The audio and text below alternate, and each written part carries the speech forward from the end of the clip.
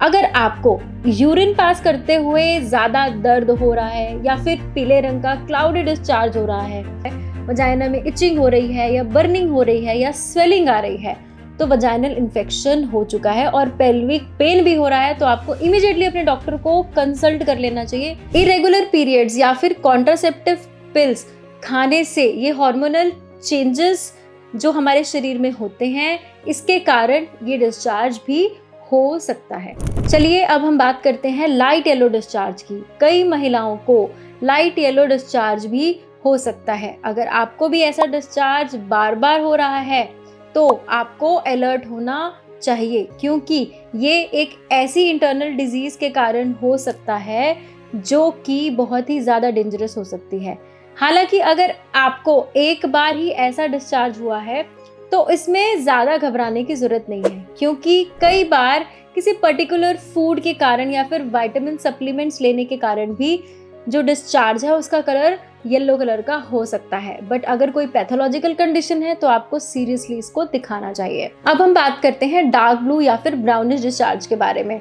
ये discharge bacterial vaginosis के कारण हो सकता है। इसमें वजाइनल टिश्यूज में बैक्टीरिया लगातार बढ़ता चला जाता है। ये डिस्चार्ज अनहेल्दी रिप्रोडक्टिव सिस्टम का सिम्टम होता है और ऐसी कंडीशन में आपको इमीडिएटली अपने डॉक्टर से कंसल्ट करना चाहिए, क्योंकि इसकी वजह से इनफर्टिलिटी बहुत ज़्यादा देखने को मिलती है।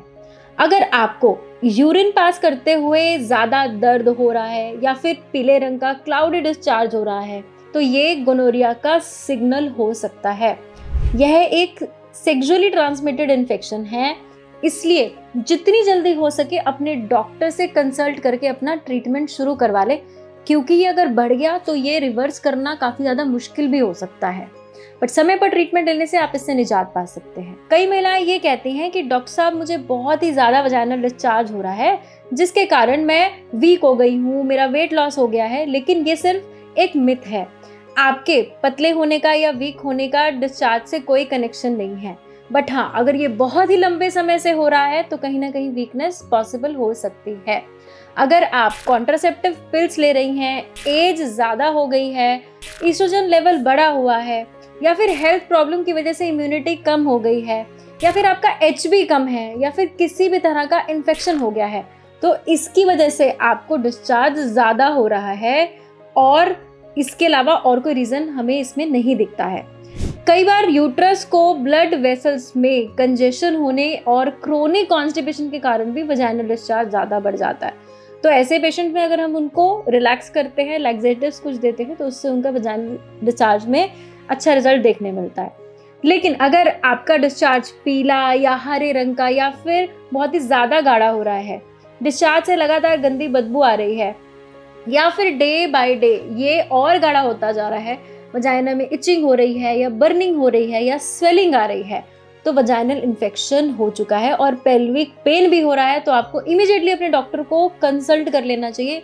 क्योंकि अगर आपने इसको ट्रीटमेंट नहीं किया तो आगे जाके आपको बहुत ज़्यादा प्रॉब्लम्स फेस करनी पड़ सकती हैं। ज़्यादा जानकारी के लिए आप स्क्रीन पर दिए गए नंबर्स पर कॉल कर सकते हैं और हमारे डॉक्टर से बात करके अपनी वजाइनल डिस्चार्ज की प्रॉब्लम को चेक कर सकते हैं कि ये नॉर्मल है या एबनॉर्मल है, और अगर एबनॉर्मल है तो उसका ट्रीटमेंट भी करा सकते हैं। प्रेगनेंसी से रिलेटेड ऐसी और वीडियोज़ के लिए चैनल को सब्सक्राइब कर लें। मिलते हैं नेक्स्ट वीडियो में, तब तक के लिए स्टे सेफ, स्टे हेल्दी। तो देर किस बात की, फोन उठाएं और स्क्रीन पे दिए गए नंबर्स पे अभी कॉल करें।